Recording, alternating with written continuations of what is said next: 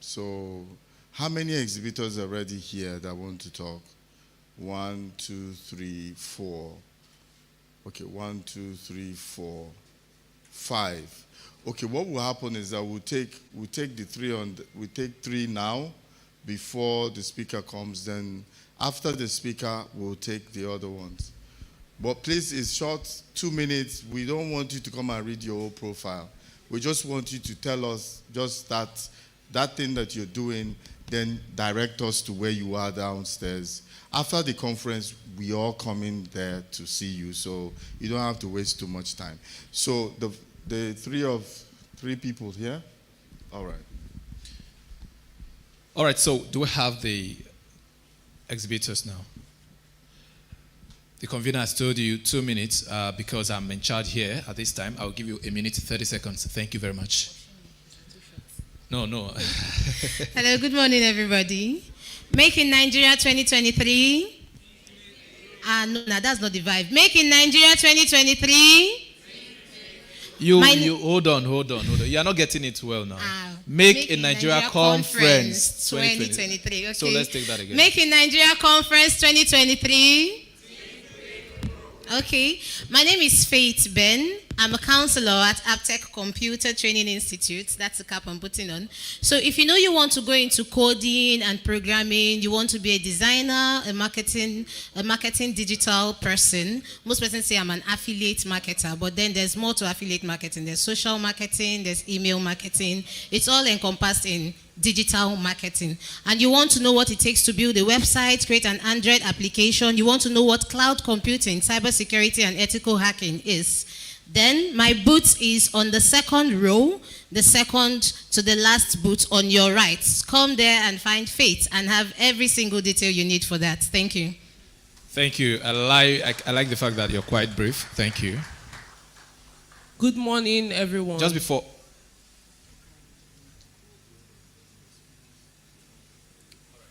before you take that, please, if you are the owner of this car, Hyundai FST 33280, please go down now to repark and check your vehicle.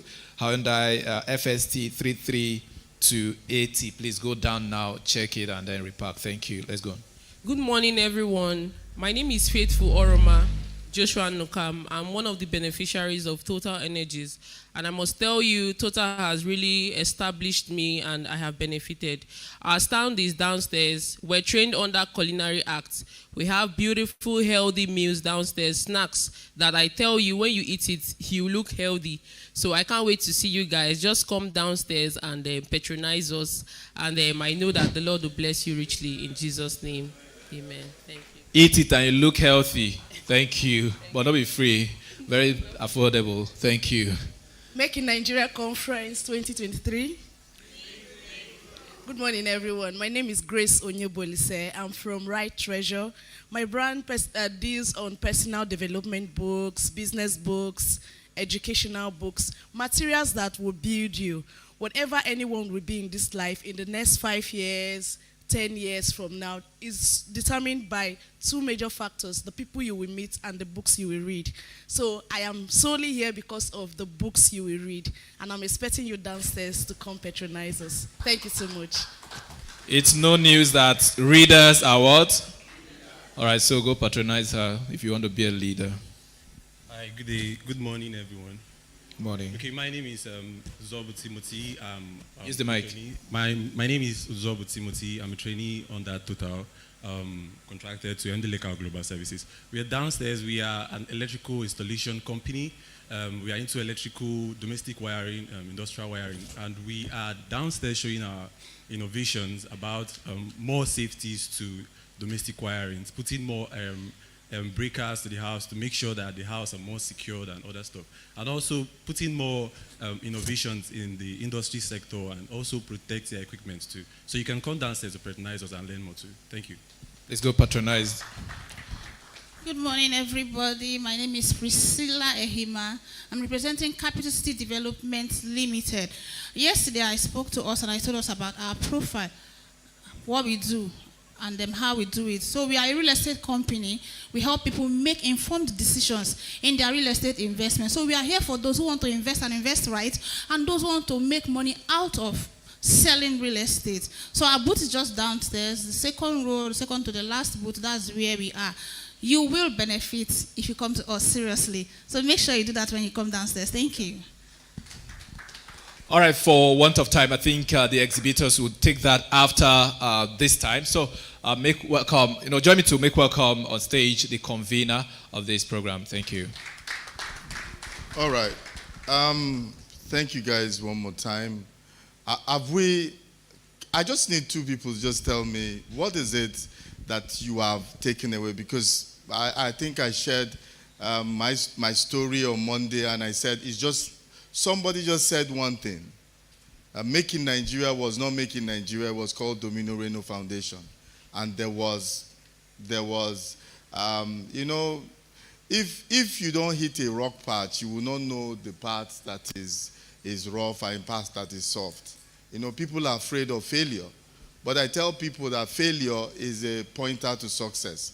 If you have not failed before, you will not be able to enjoy success.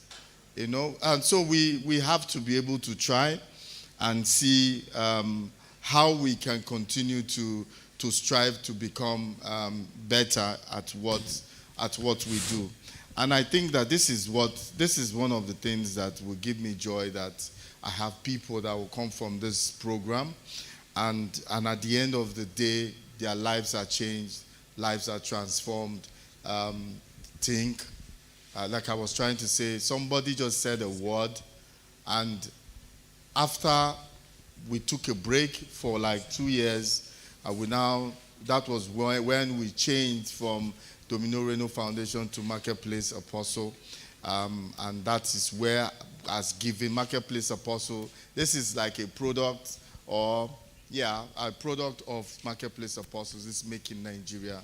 And so what we do basically is we sell knowledge. That's what we do at Making Nigeria, also at Marketplace Apostle. We do trainings every month.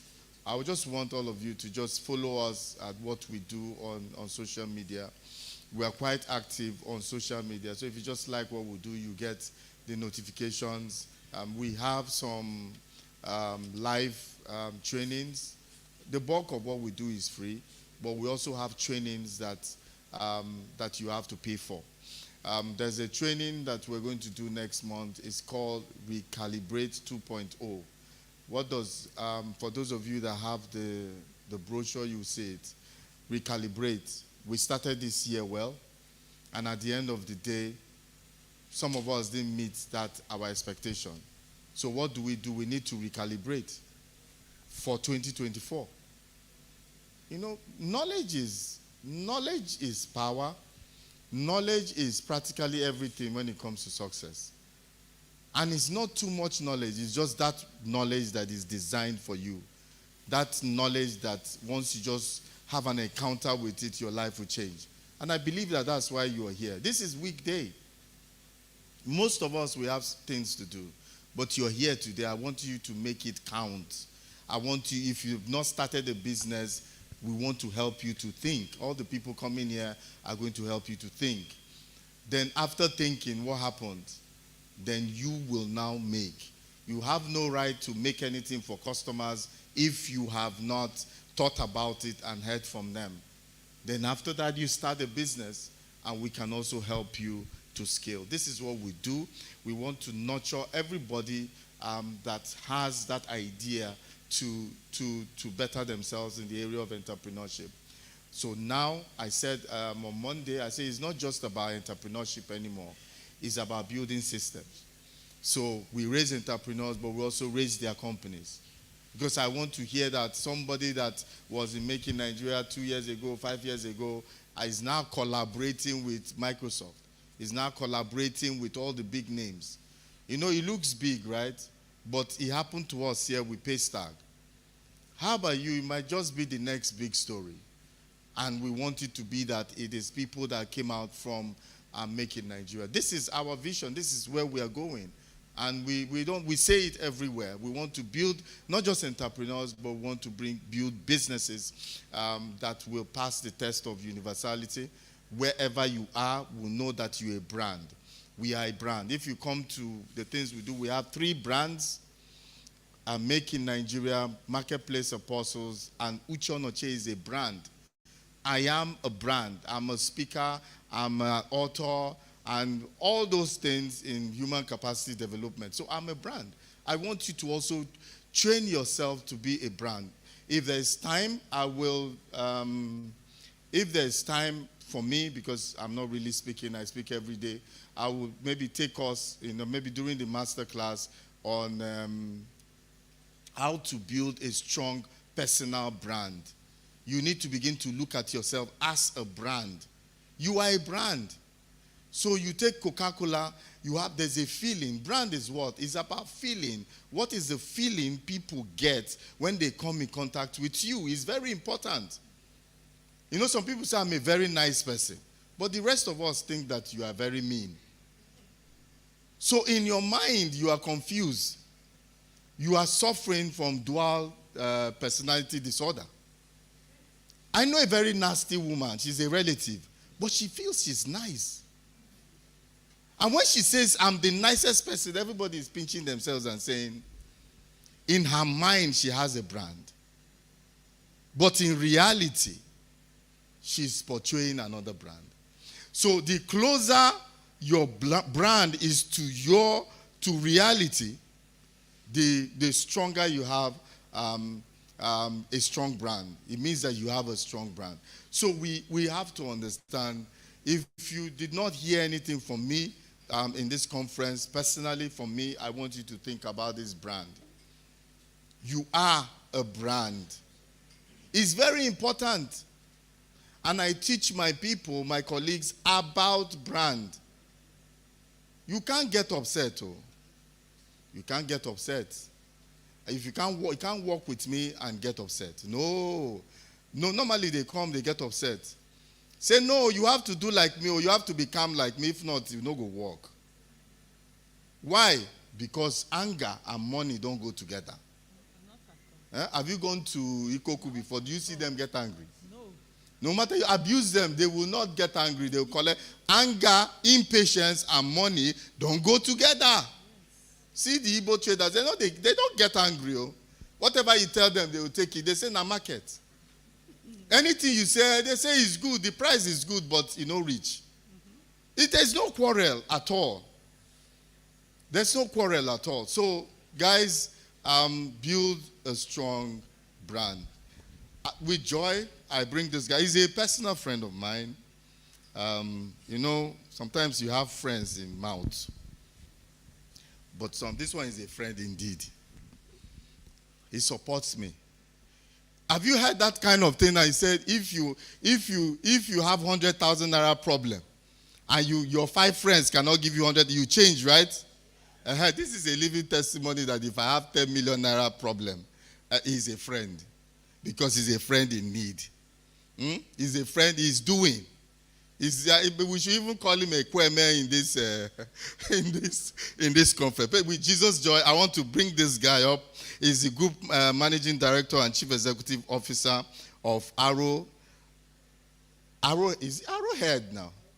Arrowcon Group has a cumulative practical industry experience in the Nigeria oil and gas sector spanning 25 years. He joined Arrow Construction in January 2004 after spending 8 years in Nigeria's oil and gas service industry as a business development manager in an upscale oil and gas engineering and servicing firm based in Port Harcourt. This is a high chief. He's a very high chief in his place. Well respected everywhere. Traveled. He's the most traveled person I've ever seen in my life. He's always traveling. 5 times a day. Emeka, where do you get the money to go everywhere? Please, can we stand to our feet, celebrate this man, Emeka Ezekwe, as he comes to teach us here today.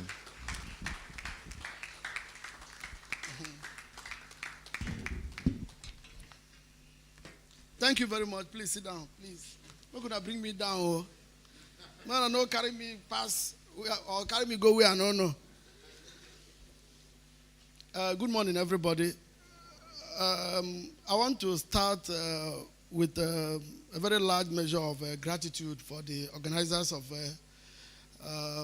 this event. You know, I was also here last year, and I was quite elated that this is happening in Port Harcourt. This is one of the things that we need.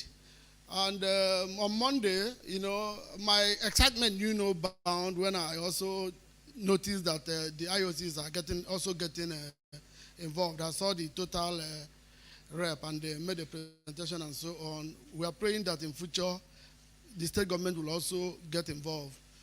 You see, for somebody like me, I've seen quite a lot. One of the things that you need or you use to measure a big city, a cosmopolitan city, are things like this.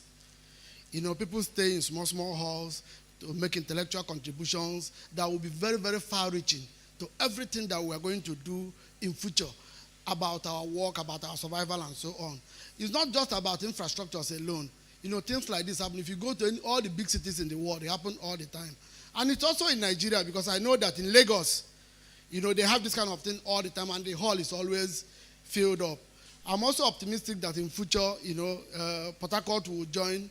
You know, there is nothing like knowledge. One of the secrets I'm going to share with you today is that if you want to do well in life, life is about learning, always. You need to join the train. You need to open your mind to change. You need to be ready to assimilate new things. You need to learn, relearn, and unlearn. You need to be willing, be as flexible and as adaptable as possible. That is one of the secrets. Don't be rigid. Some of the things that are happening all over the world now is showing that some of the things that we think we know, we don't really know anything, because things are changing, new informations are coming. So my name is Emeka Ezekwe. I'm the CEO of Arocon Group. You know, we offer facility maintenance in the oil and gas sector, and I consider it a privilege to stand before you to share some of my experience. And part of what I'm going to share with you are some of the things that I have done that have benefited me. You know, I will call it experiential knowledge. You know, it's not motivational speaking. I'm going to tell you some of the things that I have done and that's been beneficial to my life. So the topic that we are going to talk about today is future-proof skills. You know, the subtopic is about the 10 or the 3 skills of the future that will help you to, you know, push your career forward and so on and so forth. So I'm going to look at I'm going to have a holistic view of what you need to move forward or to remain relevant in whichever profession or whichever career that you have found yourself. What are those things that no matter how the economy shake, you're moving? You know, they say the best way to forecast the future is to create it. I'll give a little analogy. When COVID came, nobody saw COVID. Nobody envisaged that something like COVID is going to come. The effect of COVID is still here. I'm talking about economically, politically, and so on, because they shut down everything, and then we now have to start relating in a new way that we never thought was possible. You know, relate in a remote way. Now, for instance, I work in the oil and gas industry. You know, we do facilities, so there's a lot of meeting and so on. You know, I'm also an elected council member of Port Harcourt Chamber of Commerce. Let me just say, it was just few months ago that I went to Total for the first time in almost 3 years. Before, we have meetings almost every week and so on. But all this while, it has been Zoom meeting and so on. You know, you be in your office, wherever you are. Sometimes the meetings are by 7 a.m. You know, there is this very popular advert where people will say, oh, the day we'll catch all these people that will come on Zoom and they will be wearing shorts, but you won't know that they were wearing shorts. You know, they will wear tie. But you don't really know what they are wearing because you're not seeing them physically. So the world changed with COVID, and we started dealing with people, you know, without seeing them, and then we were still achieving the same result. I have a couple of companies that I represent in Nigeria. One of them, I just came back from Europe where we went to do training. For a very, very long time, we have been doing this training almost every quarter, but remotely. But now we have to go to physically. They say, oh, we wanted you to come physically so that we can even see face-to-face. So some disruptions happen, and things will change, and your business will change. Are you ready for that? A lot of people have been pushed out of business because they were not prepared for the future. Because maybe you're making money and you think that everything will remain the way it is. It doesn't work that way. People spend all their time thinking, inventing things. Imagine the guy that developed the Zoom thing or the Microsoft team. They were predicting the future. They made it and kept it for the rainy day. So one of the things you need to future-proof your career or wherever you're working is, first of all, that you must be ready for the future. Being ready for the future is that you need to capacitize yourself. You need to learn. You need to take advantage of all the trainings and so on and all the things that are coming.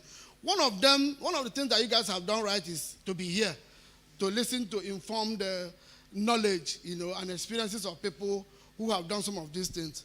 So I made a slide. I don't know whether the organizers are ready to. Okay. So this is by way of introduction about what I'm going to talk, because I have a limited time to talk about it. We are going to see, future proofing your career, what it is. We know about waterproof. We say we want to make something foolproof. What actually do we mean? How do we get ready for 10 years now? If we are making money, the mistake most business people make is that when money is coming in, you believe that the money will continue to come. But somebody is planning how to push you out of business to take over your business. So how do we make sure that this money is continue coming? If you're working, how do we make sure that you remain employable? Things are changing. Technology has gotten in our way and is disrupting quite a lot of things. One of the things you need to equip yourself now is technological. You need to equip yourself with technological knowledge, because things are changing. It has changed our life totally. Very soon, some mistakes that people are making is that they say, because we're in Nigeria, some of these things might not get here. It's not true.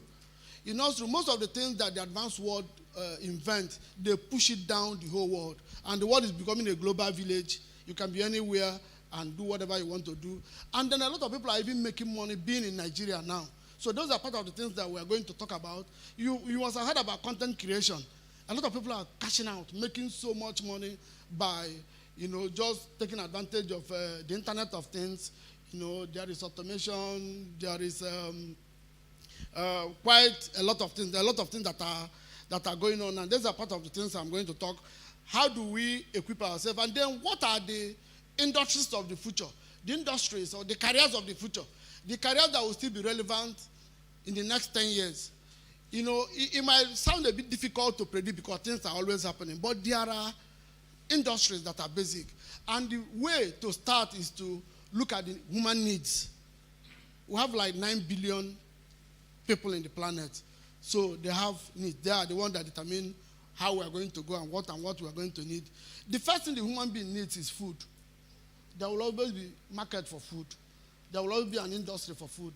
And people are taking it to the highest level. A lot of people are being creative about it. I'm still going to talk about creativity.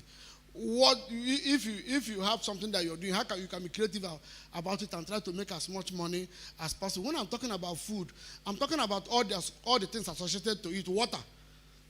Then you also notice the importance of data analysis. Last year, somebody made, there was some data in Lagos about water, sachet water and bottled water. At a point, Lagos ran out of water. Ran out of, because of the number of people and because the weather was so people were buying water. The producers did not think about it. Now, the importance of having this kind of information is that if you're thinking about going into manufacturing, you can think about producing water. People are always drinking water. The population is growing. We need water, but we need safe water. So, sachet water, bottled water, it keeps, it's something that will not go out of business in a very, very long time. And that is part of food. Then people are repackaging their food. People are opening up online restaurants. You don't even need to spend money to go and rent a physical place and so on and so forth. People are doing their restaurants in their house by taking advantage of the social media to print flyers, to engage people. Oh, I can cook. Oh, I can supply food and so on. If you go to some cities now and you're with your friend, they say, oh, we need lunch for 5 people, 10 people and so on. and with zero cost on the platform that you're using. You don't have any office, you prepare it in your house and so on and so forth. So these are one of it. Then after food, we think about accommodation. Accommodation will be permanent. People will always build houses. People will always want a shelter over their heads. Last month I was in Abuja, and one of the things I noticed is that the construction business is booming. The real estate business is booming. And, like they will say in Nigeria, when they see this money, because there is massive construction, they like say, this unemployment that we are talking about, no even there, if you're really willing to work, if you're ready to offer these services. So there is massive construction of building because people will always need where to live, shelter, and then you can even take it here where people will need luxury, shelter, and so on. And then there are also associated works to building, the plumbing, the electrical, and so on and so forth. And then we also talk about transportation.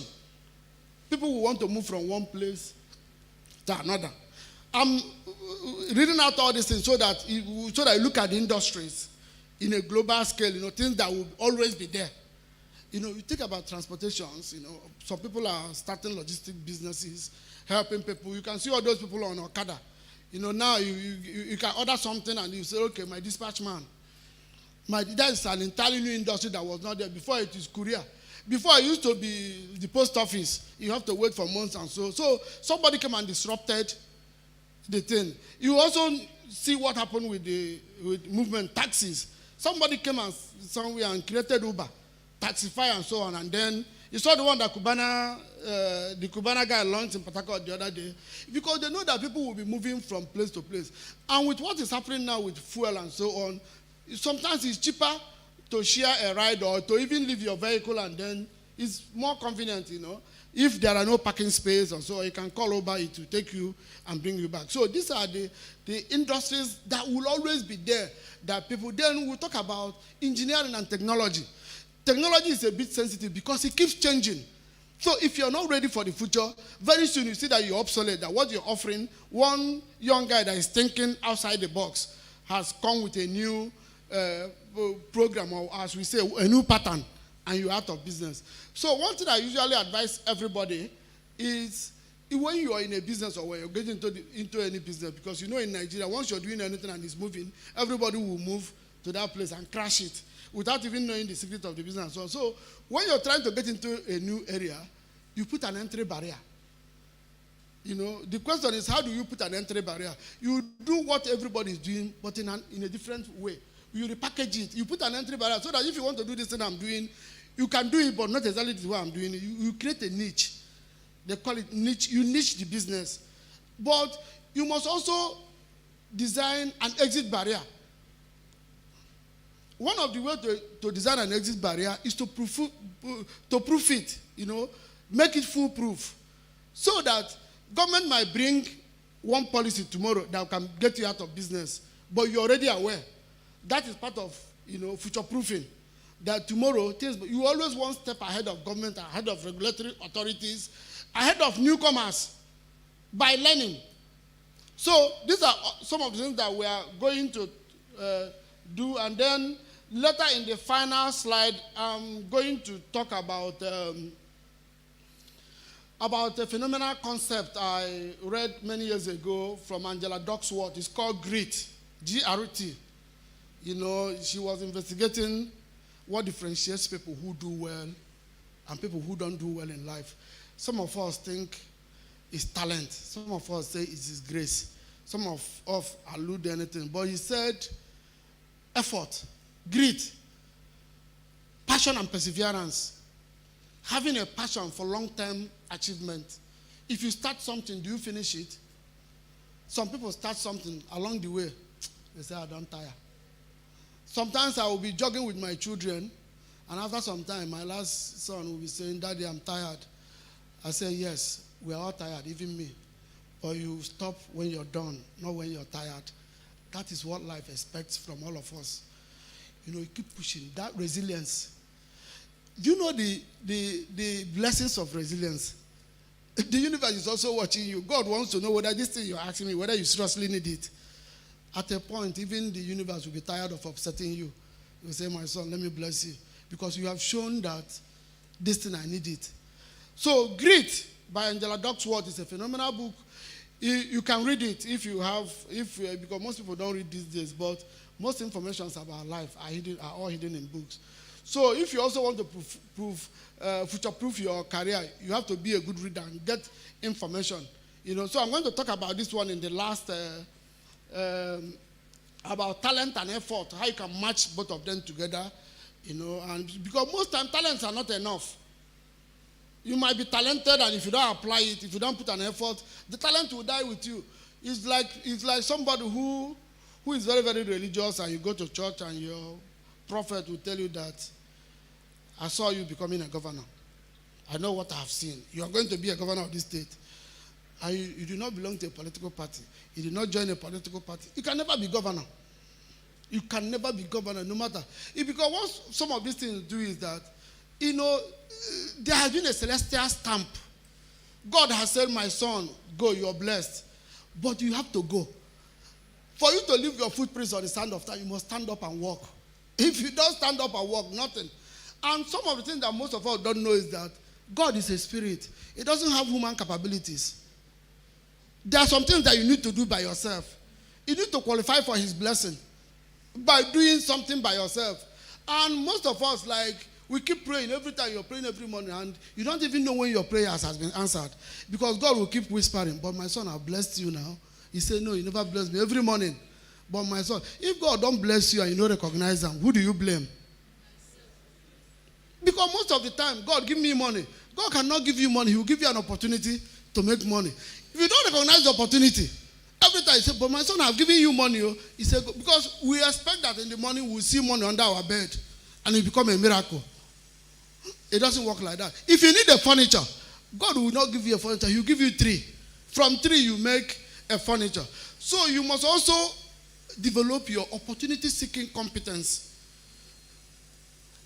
How do you get lucky? How do you get blessed? You get lucky and you get blessed by capacitizing yourself, by equipping yourself, by developing the capacity for success. If you want to be successful, you need to develop the capacity for success. Unfortunately, because of what we see on social media, everybody believes that you can just wake up one morning and blow. No, there is always a gestation time. Most successes, some of them are 10 years. You know what the guy has been doing. What you're noticing is he has become very, very successful. But there's a lot that has been going on. Consistency, resilience, and so on. So we're going to talk about this. I decided to do this by way of an introduction so that at the end of the day, if we don't have time, I would have given you a preview of what I want to talk about. So let's dive in. So what are the most important skills of the future? And I say skills of the future are those skills that can assist you in your career in responding to problems in an effective way and solving them. Skills like emotional intelligence, creativity, problem solving, ability, communication, critical thinking, data analysis, and so on. Now, I come in again. There are 2 types of skills. You need to understand what skills are needed before you can even future-proof it. There are 2 types. There are hard skills and soft skills. Hard skills are technical skills, things that you can learn by specific training. Computer hardware, computer this, computer that, even foreign language and so on. Then soft skills are your personal traits. Most times, we look down on the soft skills, but they are so important. You can be a genius, but a mad genius. Have you seen somebody that is so well endowed that his endowment led to his downfall? You might be a great footballer. If you don't have discipline, you're going to self-destruct. You might be good in anything you want to do, but you need some things to match it so that you can make the best out of it. When I was working for somebody, and at a point I was telling myself, I see myself that I can be bigger than this. I can be better than you. Must realize where you are, that there are some potentials that you have. You must be that self-awareness that you have been created to do more. So soft skills are important. For instance, in some places abroad, if you have a first class, they will likely put you in the research department, where they do research and so on. Because most people, if you're too intelligent, it means that you're a nerd, you're a bookworm, you read and so on. That is technical skill. Soft skill, what most employers are looking out for. Can you relate with somebody else? Can you relate with a co-worker? Do you have interpersonal skill? Imagine traveling to the United States and you're in an airplane for 13.5 hours with a jerk, and you're trying to strike up a conversation. Hello, how you see this flight? You go look you. Come on, face. You're bored, you want to talk, you don't wake up in the morning and tell your neighbor, good morning, neighbor. You go look you, come on, face. You want to talk. There are some people that are toxic. So most employers are also looking for people, not this kind of people actually. They are looking for people that can make their organizations grow. But most of the time we neglect this. That is what I mean by, communication, critical thinking, solving problems in a new way, new and different way. There are many ways to solve a problem. Are you able to, those are the interview questions they do. But here, they think that because you're a mechanic and you're very, very good, there are some people that can fix the most important, solve the most important problems, but they have this discipline issue. They cannot work with other people. They cannot obey law and order. And most of the time, they don't end up well. That talent that they think that they have will destroy them. So soft skills are very, very important, very, very essential. I'm also going to talk about it. So you need to be aware of them. You need to be aware that when you have a career, that you need to do it in a human way. Emotional intelligence is having sympathy. Being at peace with other people, knowing that you're not the only one that is doing this, that the other people, and that you need to show empathy, you need to work in a group. Many years ago, I attended a training with the British Council, raising your team. One of the main focus of the team of the training is that if you're working in a team and you have a difficult team member, how do you manage him? Because nobody is a balance sheet. All of us have our different idiosyncrasies. So when they put two people together in a room and say, if you work together, you notice that there are some people you cannot work with. But the truth of the matter is that they are not putting you people together so that you people will love each other. No. They are putting you people together so that the output will be more. So you must learn how to manage people, how to relate with people. I've seen situations where they will have a leader of a group. A leader of a group is entitled to a very, very large bonus. But you can only get that bonus when each member of your team has achieved their target. So you see yourself helping another person to do his work. Maybe a truant, maybe a person where they can't work late. It happens especially in civil service, where you discover that you cannot sack the person, no matter what the person to do. There was a project I did in Calabar. Sometimes we'll get there, they said the man traveled. He had traveled for 3 weeks. He didn't even take permission, civil service work. And there's nothing you can do about it. So you learn how to accommodate and how to lead from the front. You need to find out what the person wants, what he wants, what his problems are, what are his emotional position. Sometimes they say, oh, somebody died, somebody will come and meet in the morning. My auntie died though, I know we can't work because somebody died in my place and so on. And if you're not emotionally intelligent, you say, and so what? Your auntie died and so on, I make you know you can't work and so on. So those are part of the things that we are going to discuss. Soft skills, they are very, very important. You need to, accommodate other human beings and get the best out of the career. So future-proofing your career is therefore about preparing yourself for a lasting professional journey by creating new opportunities and growing regardless of your job status or the economic recession. Technologies like AI, Internet of Things, data analysis will have a big impact on the industrial workplace of the future. One of the most important skills of the future is creative thinking. The ability to come up with new ideas. I've spoken about that, how to solve problems, how to make other people give their best in a work environment. Next slide, please.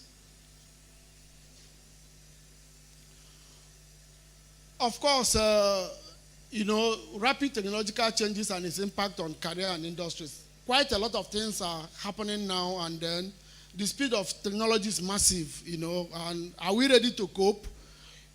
We expect that if you want to do well in your career now, first of all, you must be computer literate. You must be able to use a computer. At least you must be able to use your phone to do some basic things. If not even in the workplace, there are some things. Now you can book a ride from your phone.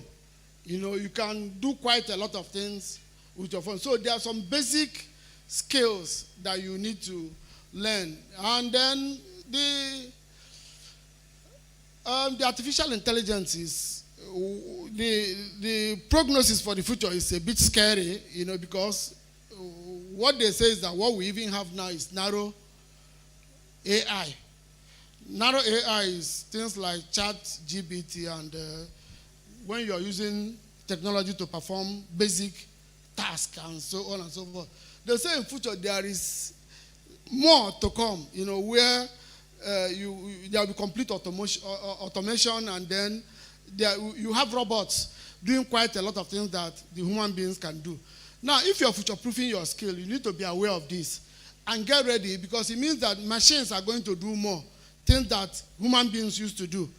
So if you don't know how to operate the machine, or if you can't interpret it, or if you don't know how to read the apps and so on, it means that you are not ready. It means that you might be out of job in no distant time. In fact, there was even one I heard recently that they are trying to create prototype human beings, people who will be like human beings, but they are not human. Some of the downtime about all these technological happenings that are coming up is that they are going to lead to a lot of job losses. But there will always be jobs. The jobs will be for people who are conversant with what is going on, with how far the technology is moving, who can understand it and who can move with it. So, and then I've talked about AI and data analysis. I gave an analogy about the data from Lagos about water last year, about how you can analyze such data and establish the kind of business you want. The thing is that most people here, most businesses in Nigeria survive out of luck instead of plan. People don't even use data. People go into business because a lot of people are doing this. Let me join them. We call it the bandwagon approach. And then maybe after 1 year or 2 years, the business will collapse. Or if anything happens to the owner, the business will collapse. And when a business collapses, a lot of things happen. There is always a domino effect. People lose their livelihood. People drop out from school, the dependents. There's always an associated effect. So it's not a good thing, So what I'm trying to explain in a nutshell is that, for you to even try to future-proof your career, you need to be open to learning. You need to be open to new things. You need to be ready to change your perception about what you already know, or what you think that you already know. Then the other one is technological advancement of today affect the future of work by scaling and speeding up human capabilities. Yes, technology has made us to do difficult tasks in a very, very simple manner. It has provided a lot of comfort zone for all of us.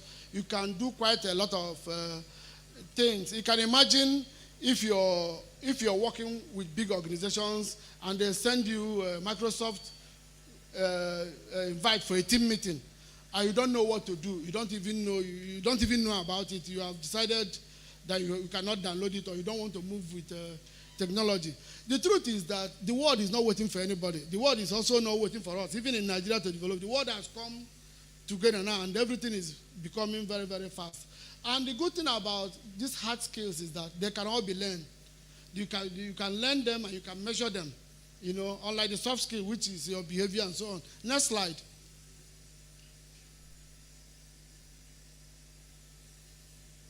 Why is future-proofing your career important? Why is it important that you need to future-proof your career? The simple basic answer there is that if you want to remain relevant in what you're doing, both as a businessman, both as an employee, both as an employer, both as whatever you're doing, you need to see the future. They say the best way to predict the future is to create it. So by future-proofing our professional skills, we stay prepared for the inevitable changes in our work life. It might involve upskilling and reskilling. Reskilling is knowing what we already know, doing it in a different way, doing it in a modern way. Upskilling is having more knowledge, upgrading your competence, being able to do what you're already doing, but in a modern way. Then, next slide, please. We have to be a bit faster because I'll spend most of my time doing the analysis of what I'm talking about. So the rise of automations and the changing landscape, I've spoken about what technologies of the future and what they're going to do. One of the downsides is that there's going to be a job market disruptions. Many jobs may disappear. But if you future-proof your career, you'll be ready and you'll still be relevant. Then there will be socio-economic equality. There are some people, some countries abroad are already very, very far. With all these things, they're implementing them and so on. Then there is bias and discrimination. AI software is optimized for efficiency and sometimes discriminate because most of these software don't have any emotion and so on. Recently, they discovered that an Amazon recruiting software was discriminating against women. So if you're a woman, once you say that you're a woman, it automatically jumps you. How did they know? They discovered that almost all the people that sat for the exam were all men, and they started investigating. So this thing doesn't have emotion, and these are part of the downside. Then there are privacy concerns that people's data that have been collected can be used against them or used to do some other things. And then, of course, we also, have you heard about the Neuralink, the one that Elon Musk is trying to do, the chip that they're going to put in your brain, so that you use your mind to move computers, to say things. It's actually, the intention is actually for the good of society, people who have spinal cord injuries, people who cannot move and so on and so on. But they're all susceptible to abuse and so on and so forth. Next. Soft and hard skills, I've spoken about them, what they are. Hard skills are technical skills. The soft skills are the ones you need in the office, your personal relationship, your creativity, your dealing with your fellow workers, and then having a cordial relationship, all for the benefit of your employer. Next. How to future-proof your career in a digital age. The first one I said there is to prioritize learning and self-development. You need to be willing to accept new information, assess them, and put them to use. You need to be computer literate. I've talked about that. You need to remain tech-savvy. You need to cultivate and develop a global mindset. Don't be a local player. Things are changing. Sometimes there's what we call limiting belief. Some people believe that they cannot grow beyond their capabilities. You are the one limiting yourself. You are the one telling yourself. So sometimes you self-talk to yourself. That these people that are doing big things, they are humans, so like you. Then you have to develop your soft skills too. You have to maintain a strong professional network. You have to keep journal of accomplishment, build your personal brand. The convener spoke about it. Build a growth mindset, by embracing continuous learning and hard work. Next.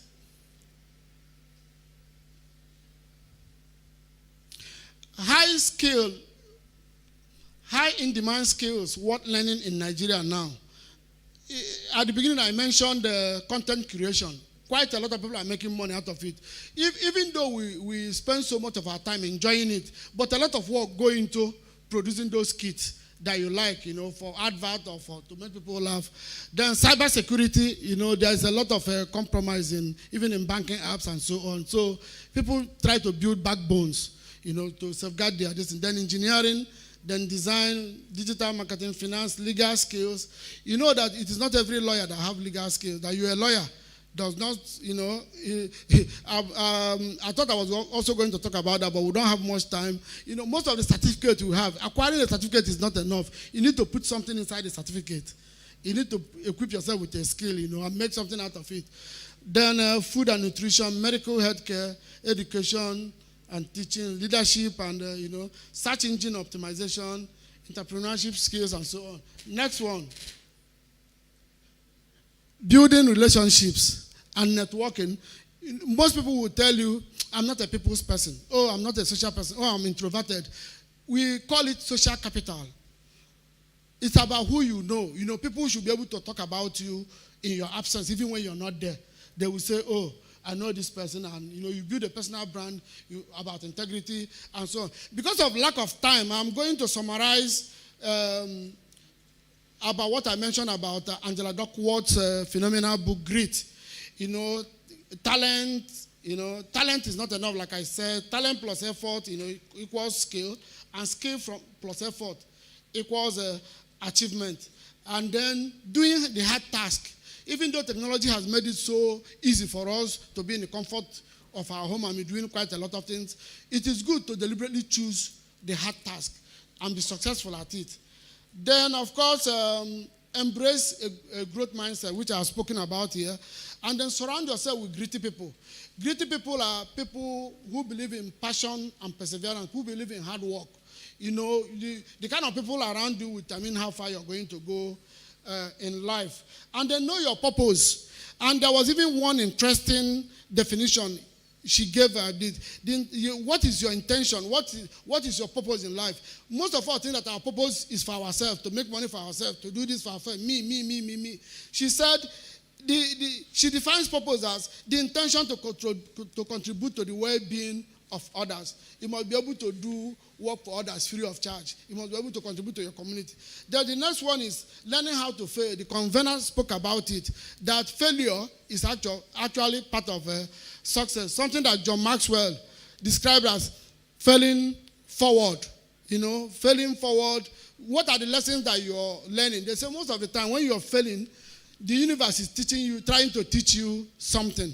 There is something you're supposed to learn from your failure. It's part of where we are going, so it's completely normal. It's not about failing, it's about you picking yourself up and continue to move. Then the next one is routines, having a particular place that you're comfortable to chase your goals. Some people have a place in their house where anytime they are there, they can read. Some people cannot do anything except they're in their office or in their particular place. The next one is to be positive. You need to be positive of life. It makes you feel better. It makes you healthy, and so on and so forth. Then, of course, the last one is aim to improve yourself every day. Find something that makes you capable and focus on them.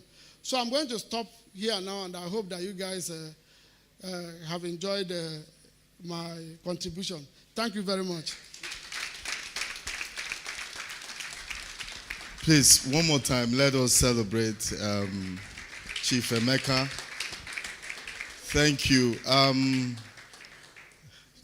Emeka, sorry. I think there's a master class that you have to come and finish this thing in the master class. We'll talk about it.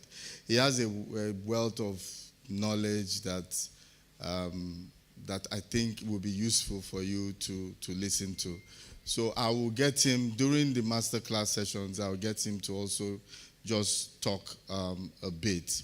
All right. So has it been helpful? Yes, sir. Yeah. So please, if you have your questions, you can write it down during the masterclass. We will deal with it. Some of you are smelling something, so I also need to let you know there's no cause for alarm. It's just we have to tape, because moving into different places with equipment, sometimes the wires can, as you're stretching it, so there's a wire, we need to tape it. That's just all. No cause for alarm, please. The safety things we talk about at the beginning of the meeting, so everybody knows the muster points and all those things, so there's no cause for alarm. All right, so I just, it's quite unfortunate, but the devil is a liar. Now that we have a very important man in our midst today, is where this, but it's okay. For him to even be here is an honor. I feel very honored for him to be here today. I just want him to, it's difficult, not difficult, but some people have people up there to also be humbled and also to be able to relate with others. He was supposed to be here on Monday, was a bit under the weather, but he said he was going to come. He is the person he sent, who is also here. He talked about it. Some of you thought it was a lie, right? But he came here in person. I do appreciate him. Please, can we put our hands together to celebrate this great man? I wanted to say this great man of God. Forgive me, but sometimes we make these mistakes. Thank you. He will just speak to us, and also Mr. Nwachukwu was a great. He talked to us on Monday. I'm sure we learned from it. Can we put our hands together for him? And also all the Total staff, the trainees I've talked about. They've done a pitch this morning to the conference. What you guys are doing is great. All these things are being captured. So if you guys need the videos and all, we can also make it available. Whatever Total is doing, we need to know more about it. So he has his time is limited, so he will just speak to us briefly, and after that we all go to the exhibition ground to take a walk. But the master class starts 30 minutes after, so maybe just get something to bite at the exhibition ground. We have a lot of people that are selling things, then we can come back and get right to it. Okay? Please let us just stand to our feet and put our hands together as I bring this man to just share something with us. No, please clap. They are our major sponsors this year. Thank you, sir. Thank you. Thank you, my senior man of God, my bishop. I want to appreciate everyone that is here, and I want to especially thank Pastor Uche Onochie. I've not known him for too long, but I think we've been able to strike a kind of a chord, a bond that's quite interesting. I like a lot of the things he's investing his time and energy into. Building capacity, developing people, trying to believe in this country that we could make Nigeria work, and we can, promote. We can kind of showcase ourselves.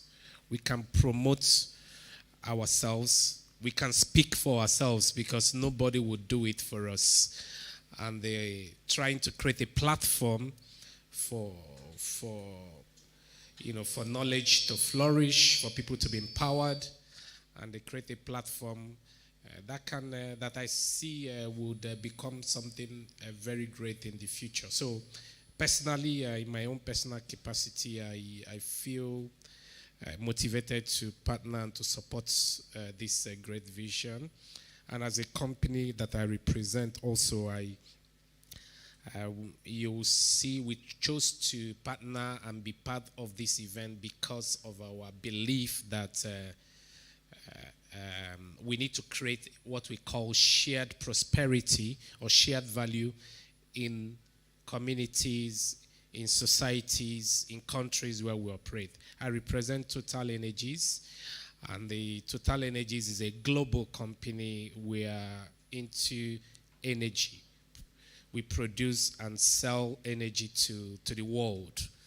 So we believe that the global energy demand is increasing as population is increasing, as industrialization is increasing, as quality of life is increasing. The demand for energy and for quality energy is increasing because every good thing runs on energy. All these good decoration and setup here run on energy. The very best houses, best cars, best aircrafts, and everything.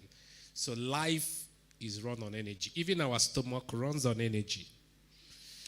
Okay, so energy is the heart, of a global, of existence. And of global development, So we provide energy, and to be able to make sure that this energy is provided in a sustainable manner. So it's not just to provide the energy, but it's also to provide it in a sustainable manner. Sustainability means that it will serve today, serve tomorrow, and be there forever. Okay. So that's why I like the theme of the conference, which is about borderless energy, and the thinking about thinking and making, local initiatives, local ideas grow, And so I know that we provided a keynote on 2 days ago on that borderless energy. But I just wanted to hinge on that. Probably emphasize on that whatever thing we're doing, requires energy to function and in a sustainable manner. And sustainability is the next thing I want to talk about, because sustainability means empowering people in a society to be able to provide the solutions that can make that society be sustainable over time, because people are at the heart of any sustainable development.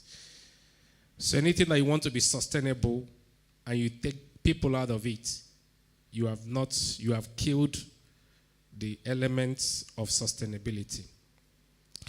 So climate today, we're talking about climate change. Climate is required for sustainability. If the climate is destroyed, there will be no sustainable future. If the people in the environment, if the people element is not taken care of, sustainability will not be guaranteed. So people and climate go hand in hand. So as we are working in this conference, thinking about how to innovate, how to think and make and grow, we must not forget the two elements of the climate where there is our commonwealth, all of us, belong to, and the people that make, this climate, that affect this climate and also benefit from the climate. So sustainable development requires that we will preserve the climate, preserve the environment where we are in, and then the people that are in this environment will be empowered, encouraged, supported, helped to be able to prosper in this environment. And for us, those are the anchors of our sustainable development: the climate, environment, people, and the sustainability. So those are our anchors of sustainable development. So in this conference today, we've tried to bring try to showcase what we are doing as Total Energies in empowering the people in our communities through skills acquisition. And most of them are exhibiting the things that they've learned. They are supported to be trained over several months or years, and they're giving starter packs to be able to start a sustainable means of livelihood. And so we use this platform to be able to make them showcase what they've done, and to also encourage other people to find ways of encouraging people to have sustainable means of livelihood. And that's practical, I would say, empowerment. And so I want to thank the organizers, led by Pastuche, for this wonderful initiative. I think we shouldn't despise the days of little beginning. I think I see a very great future and very great potential in what's being done here. I see it as a seed that is going to multiply and become a forest in the future. So we will continue to support it. And as far as our own initiatives are concerned, I want to believe that those of our participants have been here, they've received some level of, I would say, empowerment through knowledge, through experience sharing, and through some interactions. There's been some trainings that's taken place, and there's been some various engagements, and I want to believe that these would help us to take it to the next level going forward. So I want to thank you for the opportunity, and let's have good sessions for the remaining parts. Thank you. Please, one more time, let us just put our hands together. So we are just going to go to, please just let our guests go out, then we will now all go to the exhibition. We'll be back in 30 minutes for the rest of the masterclass.